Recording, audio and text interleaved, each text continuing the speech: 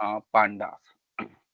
तो pandas discuss करेंगे and just wait for a second. उसके लिए मैं सोच रहा हूँ एक्चुअली कोई डाटा सेट डाउनलोड कर लूँ। In a machine learning world, data set is available, long data set is available in the form of a files. For example, अगर मैं आपको एक दिखाऊं तो यहाँ पे आप देखेंगे एक फाइल का नाम है iris.csv। ये एक फाइल है, दिस इज अ फाइल। इस फाइल के अंदर 4 कॉलम हैं इनपुट के, जिसमें लिखा है sepal length and sepal width, then petal length and petal width. और इसकी इमेजेस दिखाऊं तो मैं एक इमेज आपको दिखा रहा हूं, आप ऑब्जर्व करिएगा। Look, this is the one flower, जिसे एक आइरिस फ्लावर है। ये उस आइरिस फ्लावर के अंदर 3 डिफरेंट स्पीसीज थी फ्लावर की।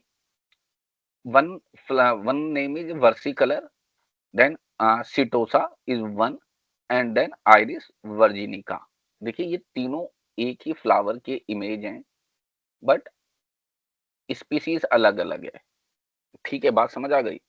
तो ये ना उस 150 फ्लावर की, जिसमें 50 सिटोसा है, इस एक स्पीसीज सिटोसा है, आपको आपको दिखाई सिटोसा है। ये देखिए सिटोसा है, ये एक वर्सिकलर एक वर्जिनिका है।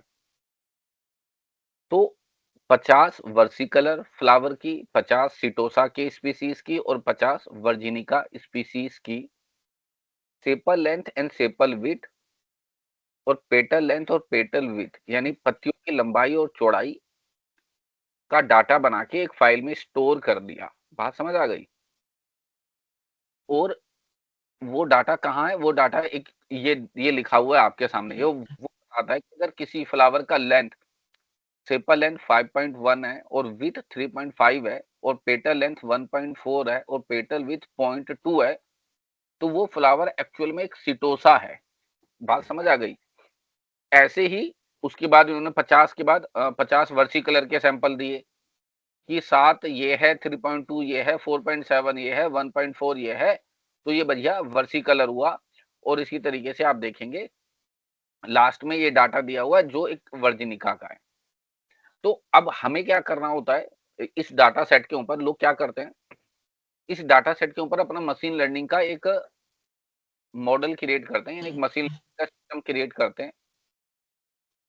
और मशीन लर्निंग का जब वो सिस्टम क्रिएट करते हैं तो एक नया इनपुट दिया जाता है। इस इनपुट को छोड़ के वो मशीन लर्निंग को इस डाटा के ऊपर ट्रेंड करते हैं। ठीक है, ये डाटा के ऊपर ट्रेंड करते हैं मशीन लर्निंग को। और मॉडल इस डाटा का यूज करके खुद को इंटेलिजेंट बनाता है। अब मैं उसको कल को मैं एक को नया डाटा देता हूँ। फॉर एग्जांपल मान लीजिए जो पहले से उसने नहीं देखा, मान लीजिए एक नया डाटा देता हूँ, बिल्कुल नया। मान लीजिए मैं ये देता हूँ 3.6, 2.1, 1.0 और 0.4। मान लीजिए मैंने ये डाटा दिया मशीन को और मैंने मशीन से पूछा tell me if this is a data set, then which species this data set belongs. अगर ये डाटा सेट हुआ तो ये कौन सी स्पीसीज का डाटा सेट हो सकता है? ये वर्सिकलर का हो सकता है, वर्जिनिका का हो सकता है, या सिटोसा का हो सकता है। तो जो मशीन लर्निंग मॉडल है वो अपनी इंटेलिजेंसी को यूज करेगा और सारे पैरामीटर को चेक करते हुए ये बताएगा कि यार ये डाटा सेट सबसे नियरेस्ट या सबसे करीब जिसके चांस बनते हैं, फॉर एग्जांपल वो सिटोसा है, तो मुझे पता चलेगा यार ये डाटा सेट सिटोसा है। फिर मैं एक्चुअल में डाटा सेट से चेक करूंगा कि ये वाकई सिटोसा है कि नहीं है। मैं मशीन को आंसर नहीं बताऊंगा, मेरे पास खुद पेपर पे आंसर लिखा हुआ है, लेकिन मशीन को मैंने आंसर नहीं बताया इस डाटा पे। इसलिए कहते हैं कि ये मशीन की परफॉर्मेंस, इससे मुझे पता चलेगी। अगर सही बता पाया, सही में सिटोसा था, उसने सिटोसा बता दिया, तो मैं कहूंगा मेरे मशीन बहुत अच्छी बन गई है। अब आता हूँ back to the topic. Back to the topic ये था, टॉपिक है टुडेस पांडास। अब आपको समझाता हूँ पांडास क्यों जरूरी है मशीन लर्निंग की दुनिया में, और जिसकी वजह से पाइथन पॉपुलर हुए।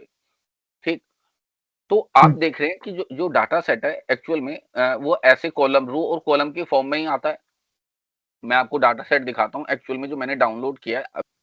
तो ये फाइल एक्चुअल में जब मुझे मशीन लर्निंग या पाइथन को पढ़नी है तो पाइथन कैसे पढ़ेगा ये फाइल? पाइथन को कहा गया कि अगर कोई एक्सेल का सारा काम पाइथन के अंदर करना चाहता है तो there is one library called pandas. One line में समझ आई?